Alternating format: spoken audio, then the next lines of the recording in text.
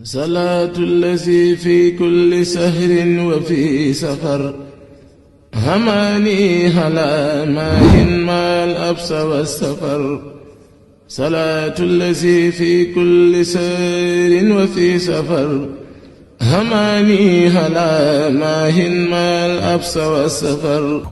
Dans un entretien exclusif accordé à l'agence de presse sénégalaise, le président de la commission culture et communication du Grand Magal de Touba, Cheikh Abdoul Ahad Mbacké, est revenu sur le déroulement du Magal. En plus des millions de fidèles présents à cette célébration, 48 délégations venues des 11 pays sont enregistrées. La commémoration du départ en exil du fondateur du mouridisme, Cheikhoul Khadim, est devenue un rendez-vous international. La présence des délégations étrangères est très visible durant le Magal. Et en cette matinée, ils sont en train de suivre une conférence au niveau de la résidence Cheikhoul Khadim. Et là aussi, le comité d'organisation prend les devants, puisque nous avons 4 langues qui sont utilisées avec des cabines, avec des interprètes. Ce qui fait que voilà, personne, disons, n'est dépaysé. Donc l'anglais, le français, l'arabe, même l'espagnol. Vous voyez un peu ce que je veux dire. Et demain, lors de la cérémonie officielle, il y a l'ensemble des pays accrédités à Dakar aussi, qui vont envoyer donc des délégations pour assister à la cérémonie officielle avec la délégation gouvernementale. Le Grand Magal est la plus importante fête de la confrérie mouride. L'engouement des fidèles est indescriptible. On peut dire sans se tromper que Touba n'a jamais reçu autant de monde. Et les gens aussi sont venus très tôt. À 3 jours du Magal, la ville était déjà pleine. Et les gens qui quittaient Dakar, ils mettaient 8 heures, 9 heures de temps avant d'arriver dans la ville de Touba. Et quand même, ce phénomène, on ne l'a jamais constaté. C'est pour dire que les fidèles avaient vraiment envie de revenir pour célébrer le Magal avec les Khadijans de Mouride. Et vraiment, cette année, c'est ça qui a un peu marqué tout le monde. On craignait les inondations, on craignait la pluie, mais les gens ont bravé tout ça. Et donc pour venir encore célébrer le Magal, et cela donc témoigne de leur engouement, cela témoigne vraiment de leur engagement vis-à-vis de la communauté, vis-à-vis de Cheikh Ahmadou Bamba. Un bon déroulement du Magal à mi-parcours est noté. Des plans d'action validés et déroulés par le comité d'organisation malgré quelques difficultés dues aux fortes pluies enregistrées. Les efforts déployés par l'État dans ce sens ont été salués par le marabout. Il faut quand même souligner quand même les efforts qui ont été faits par le gouvernement. Donc, cette année, il y a 23 milliards qui ont été disons, injectés dans la ville de Touba. C'est vrai, les travaux sont en cours et on verra l'année prochaine le résultat quand même de ces travaux-là. Mais malgré les fortes pluies, on a moins souffert cette année par rapport aux inondations que par rapport à l'année dernière. Donc, et ça, c'est une avancée qu'il faut souligner. Pour ce qui est également de l'eau, il y a 4 nouveaux forages qui ont été ajoutés donc, à ce qui existait à Touba. Mais vous l'avez constaté quand même, bon, c'est vrai. Mais ça, c'est un problème, je le dis souvent, c'est un problème structurel. Le réseau n'a pas été dimensionné pour 5 millions de personnes. Et ça, il faut le reconnaître.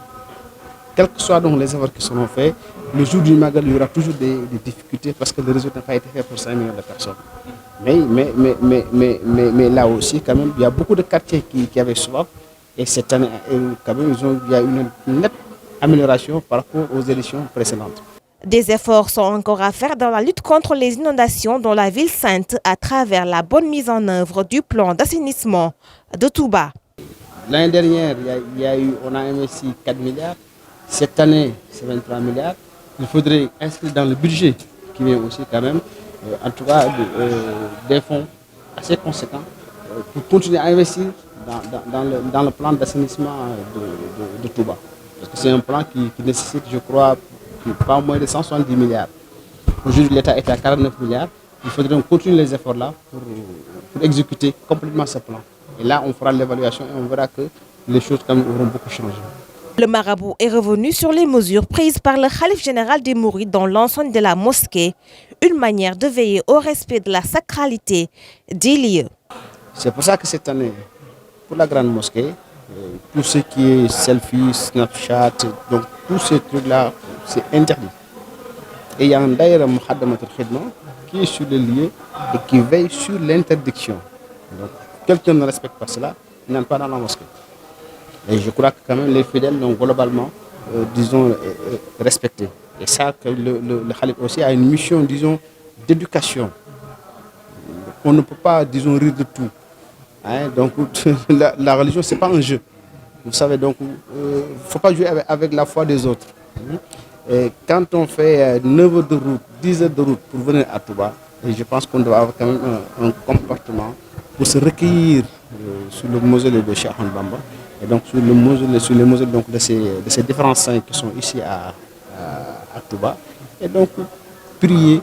Et je pense qu'on ne doit même pas avoir, à l'esprit de faire certaines choses. Dans sa posture d'orthodoxie, Serigne Mountakha Mbacké s'assigne comme mission la vulgarisation des enseignements de Cheikhoul Khadim. Chacun de nous donc, a une relation, je dirais, particulière et spécifique avec Cheikh Ahmadou Bamba.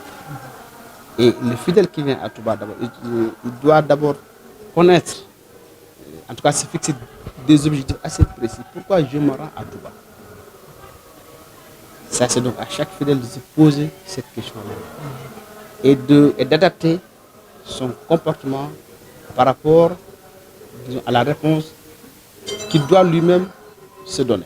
La cérémonie officielle prévue ce 16 septembre 2022 va clôturer la commémoration du départ en exil au Gabon de Cheikh Ahmadou Bamba en 1895. La présence d'environ 2000 personnes est annoncée par le guide religieux avec notamment les délégations religieuses, diplomatiques et certains dignitaires de la communauté mouride. Le format initial revient donc après une pause de 2 ans imposée par la Covid-19. صلاة الذي في كل سهر وفي سفر هماني هلا ماهن ما الأبس والسفر